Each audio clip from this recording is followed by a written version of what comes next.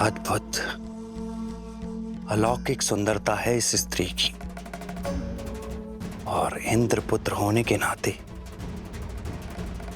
हर सुंदरता पे सिर्फ मेरा अधिकार है।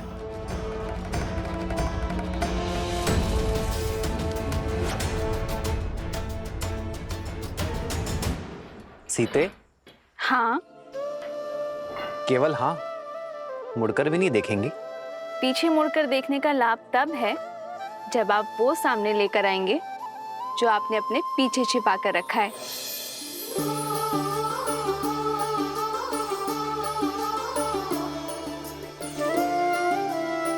दृष्टि दूसरी ओर थी, तब भी देख लिया मुझे।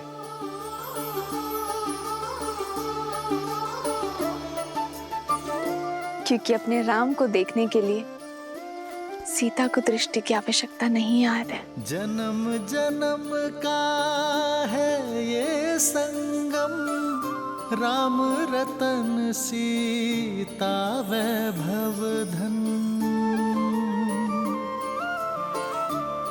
ये तुम्हारे लिए है सीता।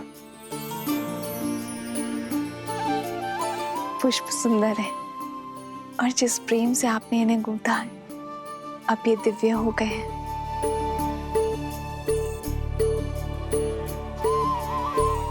आपने ये केवल दिखाने के लिए बनाए हैं, तो स्वयं लगा दीजिए।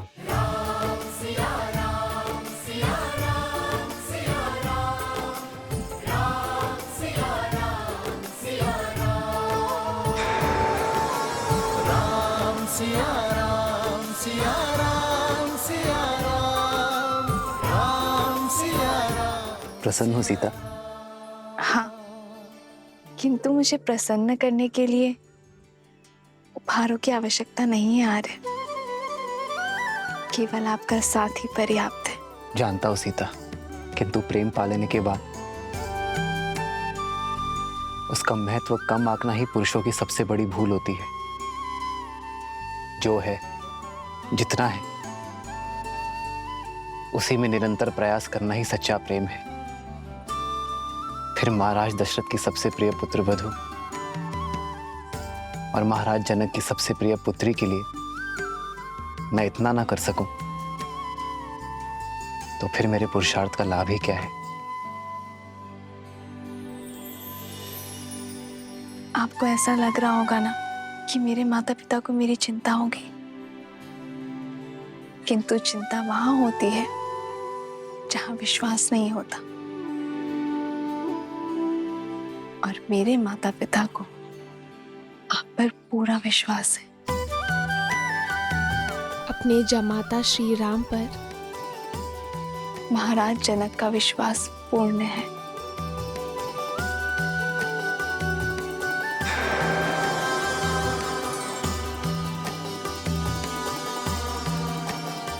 सिया राम, सिया राम, सिया राम, सिया राम।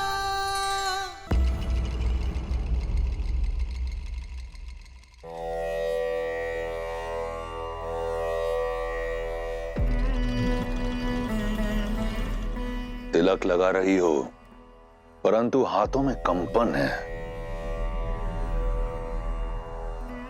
तुम हमारी विजय से प्रसन्न नहीं मंदोदरी? आपके विजय के उल्लास में तिलक लगाया आपकी भार्या ने, पर एक मां के हाथ कांप रहे हैं, क्योंकि आपके पाप के कारण मेरे पुत्र को श्राप चला। क्या लंका को आप यही दिन दिखाएंगे दशानन, कि लंकेश का आदेश उनके पुत्र की मृत्यु का कारण बनेगा? माता, जो श्राप कभी सत्य होगा ही नहीं, उसके ताप से कैसा भय? और मुझे पूर्ण विश्वास है मेरे पिताश्री मुझे कभी ऐसी कोई आज्ञा नहीं देंगे जिससे मेरी मृत्यु मेरे समीप आए और लंका की महारानी को यूं भयभीत होना शोभा नहीं देता। ये महारानी तुम्हारी मां भी है पुत्र। इस श्राप का भय इस मां के मन से कभी नहीं जाएगा।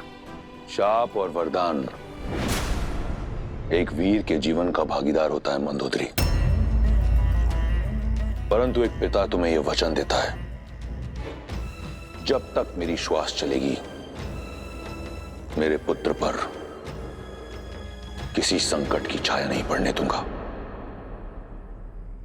पाप और श्राप अपने परिणाम तक पहुंचने का मार्ग प्रशस्त कर ही लेते हैं लंकेश। पाप और पुण्य की परिभाषा इतनी सरल नहीं। तुम्हारी मां के मन से यह भय दूर करने का केवल एक ही मार्ग है मेघनाथ। जाओ, तप करके ब्रह्मदेव का आशीष पाओ और उनसे माया युद्ध का आशीष पाओ। एक बार तुम माया युद्ध में सिद्धस्त हो गए तो कोई शाप तुम्हें हानि नहीं पहुंचा पाएगा। जो आज्ञा पिताश्री। लंका की समृद्धि अमर रहे। आशीर्वाद दीजिए। यशस्वी भव।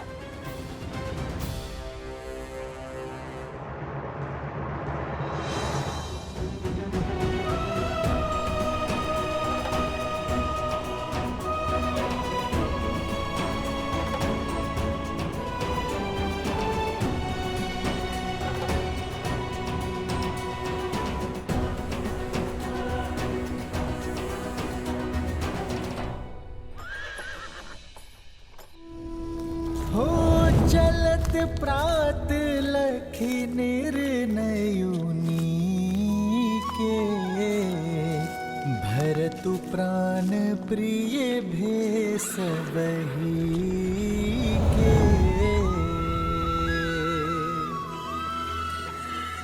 मुनि ही बंदी भरत ही सिरुनाई, चल सकल घर विदा कराई।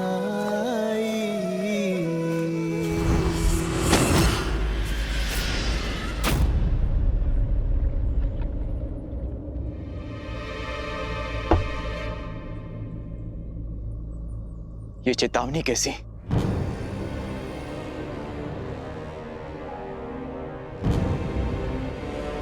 अयोध्या की सीमा लांघकर हम निषाद राज गुहा की सीमा में प्रवेश कर चुके हैं। अपने राम भैया को लाने के लिए हमें जो सीमा तोड़नी पड़े हम तोड़ेंगे।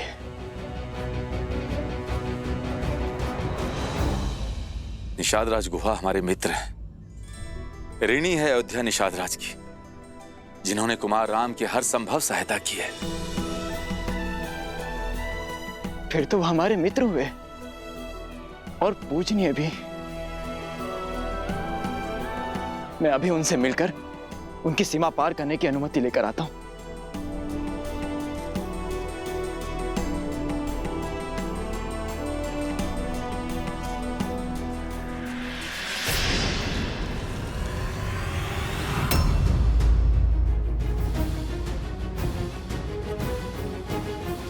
सावधान, सावधान, सावधान। अयोध्या नरेश भरत निषाद राज की सीमा पार करके श्री राम के लिए संकट नहीं बनने देंगे हम तुमको। आप अनुचित समझ रहे हैं निषाद राज। मैं तो बस आपसे। हम उचित समझ रहे हैं। देव तुल्य श्री राम को अयोध्या महल से निकलवा बनवासी बन के भी तृप्त नहीं हुई तुम्हारी आत्मा, जो यहाँ इस सेना को लेके आक्रमण करने चले आए। एक पग भी आगे नहीं बढ़ाइएगा। हम जानत हैं कि श्री राम तक तुम्हारा पहुंचना हट होगा और ये भी माने था कि ये युद्ध का ललकार होगा। हम संख्या में कम हैं, परंतु ये युद्ध के बाद अयोध्या बरसों तक पछताएगी।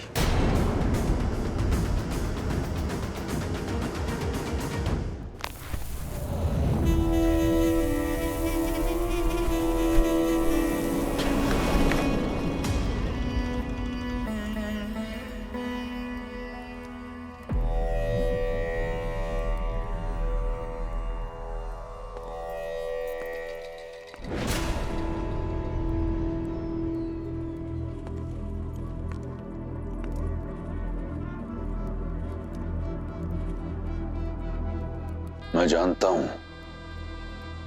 तुम क्या पूछना चाहती हो। मैं फिर भी सुनना चाहता हूं। भैया, आपने मेरे पति के प्राण ले लिए, उससे विचलित नहीं हूं मैं, क्योंकि कदाचित यही आवश्यक था। अगर विचलित नहीं हो तो क्या प्रश्न लेकर आई हो? यही कि मैं अपने पुत्र के प्रश्नों का क्या उत्तर दूं भैया। मामा के होते मां को उत्तर देने की आवश्यकता नहीं।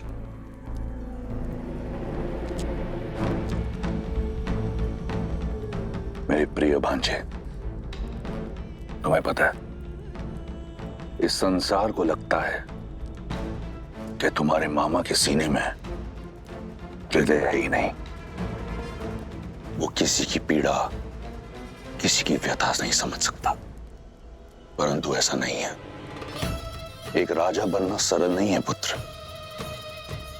एक राजा के लिए उसका राज्य, उसकी प्रजा का हित, प्रजा की सुरक्षा सर्वोपरि होती है। मैंने जो किया वो किसी द्वेष से नहीं किया। मैं केवल अपना राजधर्म निभा रहा था। समझ रहे हो ना? भैया, मेरे मन में आपके लिए केवल प्रेम और सम्मान है। जानता हूं, और तुम भी जान लो। मेरी बहन और मेरे भांजे को सदैव लंकेश की सुरक्षा मिलेगी, परंतु अगर ये यहां रहा तो अपने पिता के प्रारब्ध को कभी भुला नहीं पाएगा। तुम दोनों दंडकारण्य चले जाओ, हमारे दूर के भाई कारदूषण के पास। स्थान और परिस्थिति बदलेगी तो तुम्हारे और शंभू कुमार के लिए विद्युत जीवा को बुलाना थोड़ा सरल हो जाएगा। मैं समझती हूँ भैया, आपके आदेश का पालन होगा। मैंने तुम्हारा पति छीना है, तुम्हारा जीवन नहीं। पत्नी धर्म से मुक्त हो तुम। जीवन का नया पथ और नया साथी चुनने को स्वतंत्र हो तुम। ये मेरा वचन है, जो भी तुम्हें भाएगा तुम्हारा होगा, तुम्हारा होगा, किसी भी मूल्य पर, किसी भी मूल्य पर। ये रावण का वचन है।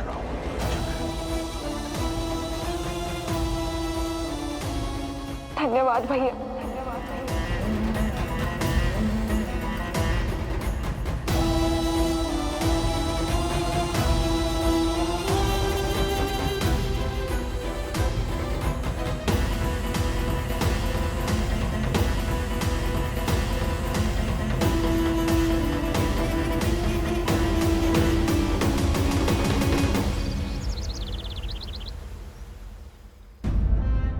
महाराज दशरथ का देहांत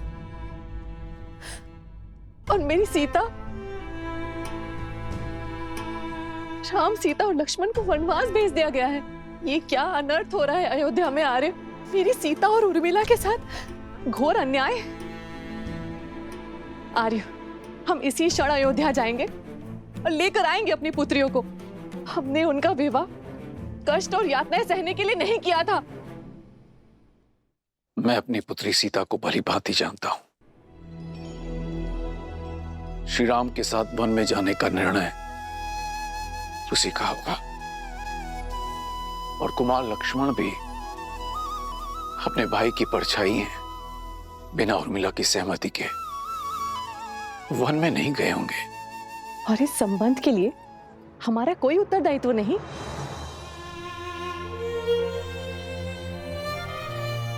माता पिता को अपनी पुत्री के वैवाहिक जीवन में हस्तक्षेप नहीं करना चाहिए सुनैना, जब तक वो दोनों हमसे अपना परामर्श न मांगे।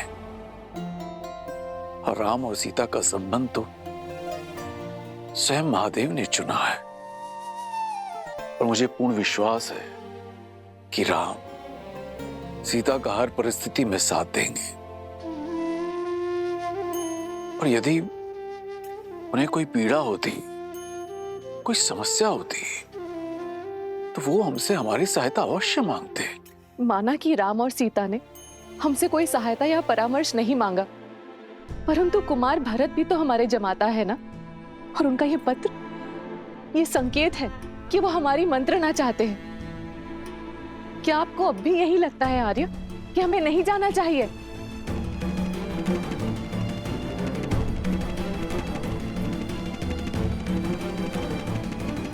हमारे शरीर में प्राण रहते हम आपको आगे नहीं बढ़ने देंगे। आपका लगाया हुआ हर लांछन, हर अपराध उचित है। मुझ पापी के कारण ही मेरे भैया राम को ये सब कष्ट भोगने पड़ रहे हैं। मेरे प्राण ले लीजिए, किंतु मुझे अयोध्या नरेश मत कहिए। इससे मेरे श्री राम का अपमान होगा, क्योंकि वो सिंहासन केवल उनका है। ये भरत अपने भैया का केवल दास है। आपको मेरे प्राण लेना है तो मेरे भैया से भेंट करने के बाद ले लेना, क्योंकि ये जो भरत आपके सामने खड़ा है ये केवल देह मात्र है। आत्मा तो वनवास जा चुकी है। कृपया मुझे उनसे मिल लेने दीजिए। उनसे मिलना मेरे लिए अत्यंत आवश्यक है। मुझे आगे जाने दीजिए, उनसे मिलने दीजिए।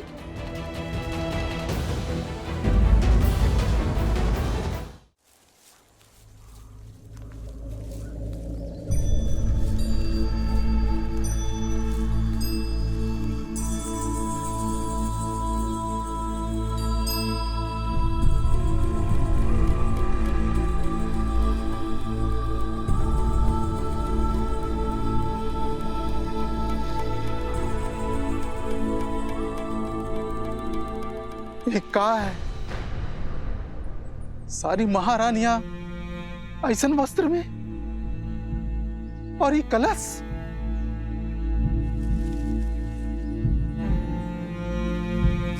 अपने धर्मात्मा पिता महाराज दशरथ की चिता को अग्नि देकर आ रहा हूं। उनकी पावन अस्थियां अपने साथ लेकर जा रहा हूं, ताकि उनके ज्येष्ठ पुत्र मेरे राम भैया उनकी अस्थियों का विसर्जन कर सके। श्री राम को कष्ट पहुंचाना, ऐसा विचार मैं स्वप्न में भी नहीं कर सकता। मेरी मंशा तो उन्हें उनके उचित स्थान अयोध्या के सिंहासन पर बैठाने की है। यदि आपको अब भी मुझ पर संदेह है तो लीजिए, ले लीजिए मेरे प्राण।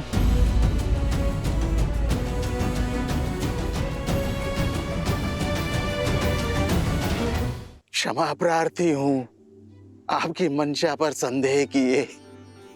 क्षमा।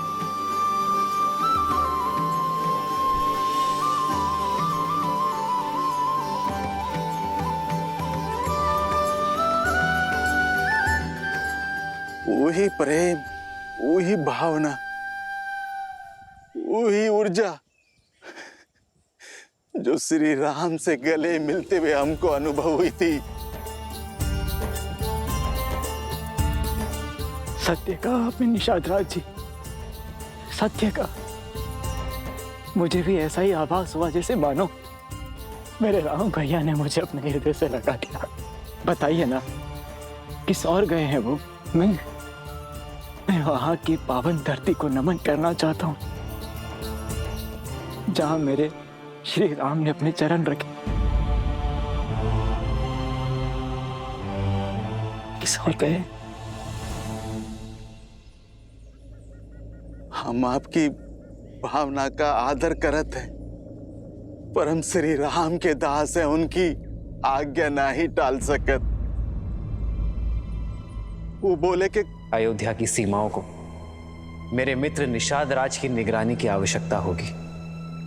हमारे मार्ग के बारे में किसी से कुछ मत कहिएगा, किसी को हमारे पीछे मत आने दीजिएगा।